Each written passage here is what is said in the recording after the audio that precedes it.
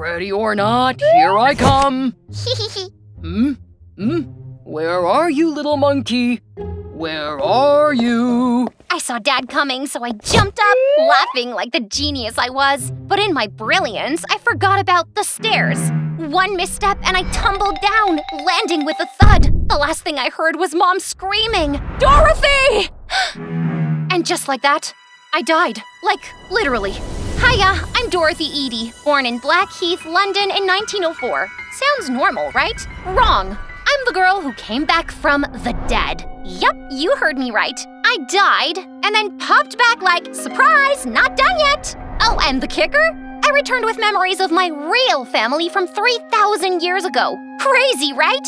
So buckle up, because this story is gonna be wild. I had the best parents ever. Mom spoiled me rotten, and Dad, who was a master tailor, made sure we were always the best-dressed duo in town. Like, picture a toddler serving looks. That was me. For the first 3 years of my life, before everything flipped upside down, I had it all. Matching cute dresses with Mom? Check. Playing hide-and-seek with Dad? Double check. Endless toys, fun trips to the park, and all the giggles a kid could ask for? Triple check. Life was basically one big happy adventure, until it wasn't. When I opened my eyes, I saw some strange people hysterically crying around me like someone had died. OMG, so dramatic. What happened? Oh my... Dorothy? Oh, she's awake! Our child is awake! Carol! Oh, my baby! If I wasn't dead already, then my parents would definitely have smothered me to death with hugs and kisses. Jeez. Just then, the doctor came to examine me, and it looked like he'd seen a ghost. I don't understand. Her heart clearly stopped, and she was not alive, literally. But my dad instantly grabbed the doctor by his collar and kicked him out. You moron! Wait, can I just check again? This is a medical mystery. Out, now! Gosh, my parents were so scary. But I couldn't blame them. You see, the doctor had pronounced me dead from the fall, but now I was back all new and shiny like the fall never happened. Amazing news, right? Wrong, because when I woke up, I threw the worst tantrum ever. I wanna go home! But, honey, this is your home. No, it is not my home. I don't like it here, please. Let's just say that night ended with a lot of rocking and desperate lullabies. My parents were clearly confused, and for weeks they tried everything to make me feel comfortable and bring the old version of me back with my favorite food and snacks, but nothing seemed to work. Honey, here, I brought you your favorite drink. I don't want it. Dorothy! I ran into the garden, grabbed the garden hose, determined to find my way back home, and started waving it around like it's a magical staff or something. Take me home, please. Show me the way. You're my loyal steed, Prince Whiskers. Guide me to my land. Dorothy! This is not an episode from Wizard of Oz! Put the hose down before you flood the garden! By the time Mom got hold of the hose, we were all drenched from head to toe. After that first crazy tantrum, things didn't exactly get better. I kept throwing fits, full-on screaming and demanding to be taken back to Egypt. My parents tried everything, calming me down, distracting me, but nothing worked. Finally, when my parents realized I wasn't getting any better, they took me to the doctor. After running some tests, the doctor shrugged and said, "It's just the side effects of her fall. Nothing to worry about." But trust me, I wasn't buying it. There had to be more to this. As if on cue, my vivid dreams started getting even clearer. I saw big columns, lush gardens, and flowers everywhere. It was so real, like I was really there. And then the dreams didn't stop. They kept coming. A few months later, I started dreaming about this gorgeous place that felt like home. It was all so familiar, and I just knew this couldn't be a coincidence. And when I turned 6, my parents took me to the British Museum, hoping it would snap me out of my Egypt phase. But boy, were they in for a rude shock. At first, I was all grumpy and ready to leave the museum. Snooze fest. But then, I saw it. A photo in one of the exhibit rooms. There! That's my home! But where are the trees? The gardens? This was the temple of Seti I in Egypt. Seti was the father of Ramses the Great, about 3,000 years ago. What? Mom almost choked, and Dad looked like a bomb had just exploded in his head. While my parents were panicking, I was too busy losing my mind. I ran around the Egyptian exhibit like I owned the place, kissing the statue's feet and yelling, "I'm finally among my people! It's been too long, my people! I miss you. That is totally not normal. Not normal? Yeah, right. For the first time surrounded by statues, hieroglyphs, and ancient Egypt artifacts, I felt it. That warm, tingly home feeling. So I decided I was going to live here. Honey, come on now. It's time to go home. No! Leave me here! These are my people! I want to stay here! How did my parents finally get me to leave the museum that day? Oh, let's just say it involved lots of kicking, screaming, and you can't make me tantrums. Spoiler alert, they totally did. But things got even weirder after that trip. My dreams became more vivid, like movie-quality vivid, and I started speaking with this strange accent, which confused everyone around me even more. As my curiosity grew, I dove headfirst into every Egyptian book I could find. But no matter how much I studied, I still couldn't figure out why I felt this overwhelming connection to Egypt. Eventually, my parents got pretty fed up with my constant weirdness, so I figured, why not act better and give them a break? I mean, no one wants to annoy their parents forever, right? But deep down, I was still obsessed with Egypt. Then, when I turned 14, I had a dream that totally flipped my life forever. I was strolling through this gorgeous garden when suddenly a blinding light appeared. My knees hit the ground faster than I could blink, and this beautiful figure appeared before me.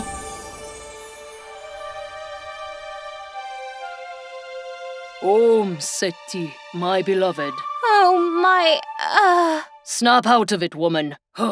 Focus, my beloved. I am Hora. Your name is Bentreshit, priestess of Abydos. You must come back home. Your people need you. And just like that, I woke up, bolted out of bed, and ran straight into my parents' room, practically scaring them out of their pajamas. Bentreshit! My name is Bentreshit!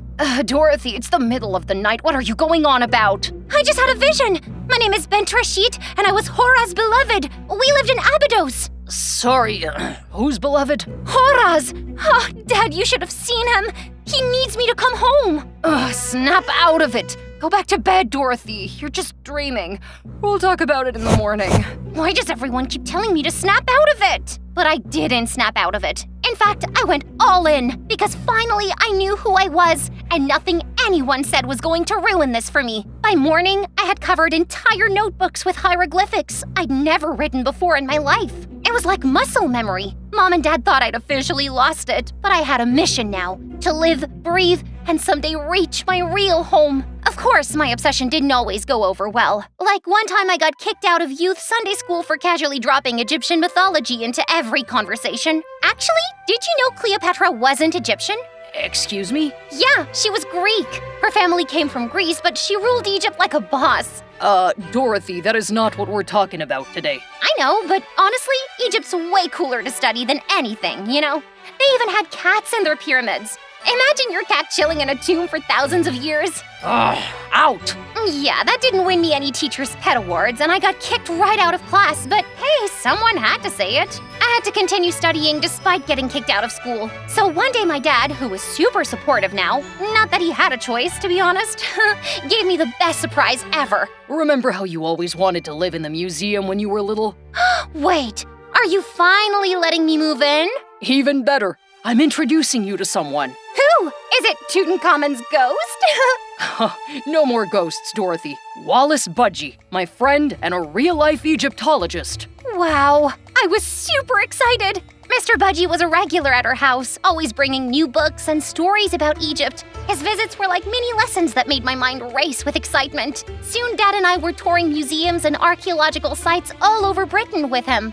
Each trip felt like stepping into ancient Egypt, and I couldn't shake the feeling that there was something more to this obsession. But I didn't just want to study Egypt. I wanted to live it, breathe it. So at 16, I joined Plymouth Art School and even snagged a spot in a theater group that performed the story of Isis and Osiris. Naturally, I landed the role of Isis. The directors were skeptical at first, but I wowed them with my knowledge of Egyptian history and language, which I'd been trying to perfect through the years. Dorothy, can you bring something special to this role? Nebet Het! I am Isis, queen of magic, mistress of life and death. Bow before me! The room went silent. Then the director started clapping. Let's just say I slayed as Isis.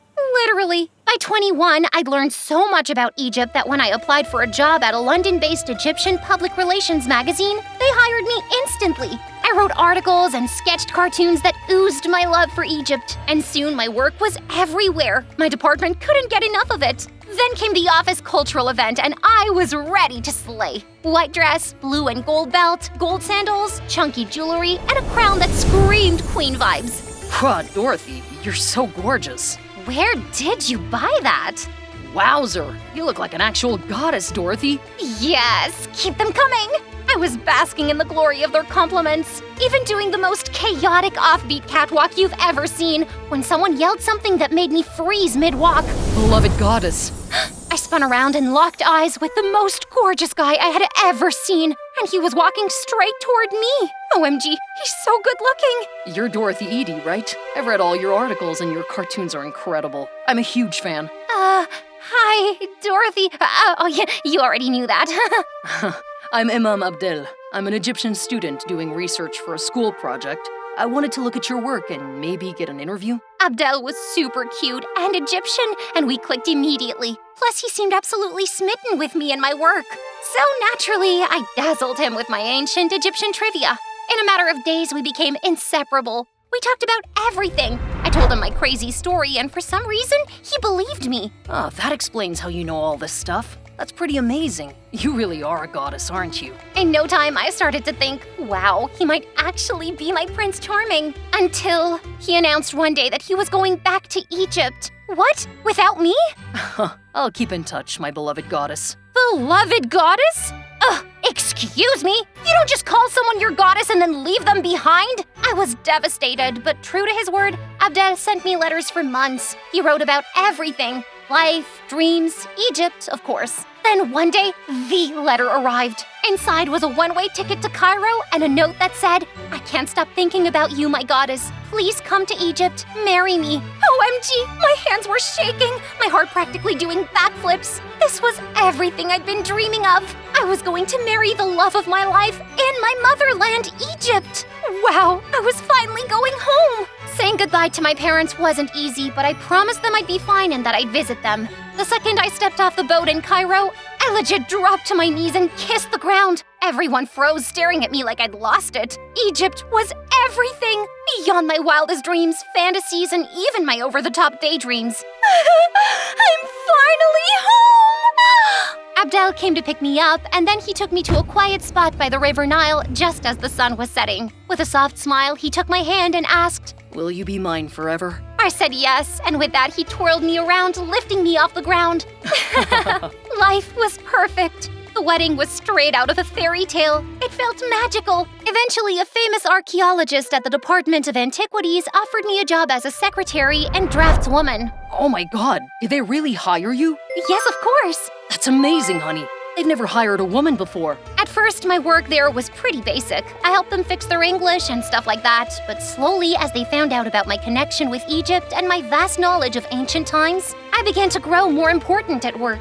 I started working very hard all day and night. Then my son was born. I named him Seti, after the Egyptian pharaoh. A few years later, my husband went to teach in Iraq, and by then I was so caught up with work that we drifted apart. Not that I was mad at him. I had enough to keep me busy. You see, now that I was in Egypt, I started spending a lot of time at the pyramids in Giza. As the news of my reincarnation and knowledge spread like wildfire, people started being fascinated by me and would gather around me all the time. She's incredible.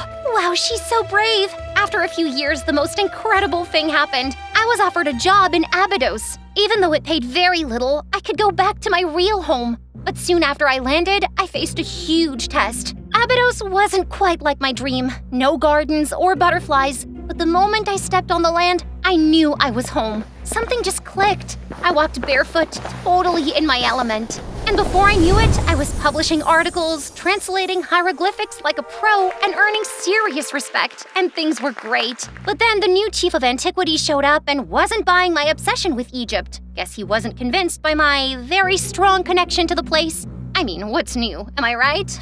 You know a lot about Egypt, I'll give you that. But a reincarnated princess? Come on. Tell me how to prove it, and I'll prove it. His challenge was simple, at least for me, a nighttime tour of the Temple of Seti. But here's the kicker. There was no map, no lights, and oh yeah, I'd never been there in this life. Talk about pressure. With just a torch in hand, I led him through every twist, turn, and hidden corner of the temple like I'd lived there my whole life. He kept trying to stump me, but I had all the answers. I mean, I even showed him secret passageways and tunnels. By the end, the chief looked like he'd seen a ghost. How did you do that? How do you know all that? You really lived here. Pretty sure I've been saying that all my life. But I had another surprise for him. There, that's where the gardens were. And if you dig there, you'll find a secret tunnel. The inspector was so shocked that he ordered the areas to be excavated, and sure enough, they found the garden I had seen in my dreams all these years ago. And they found the secret tunnel too. After that, I found it impossible to leave the temple and was eventually named custodian of Abydos. I was so good at my job that even when I retired from the department, they decided to extend my term for another 5 years.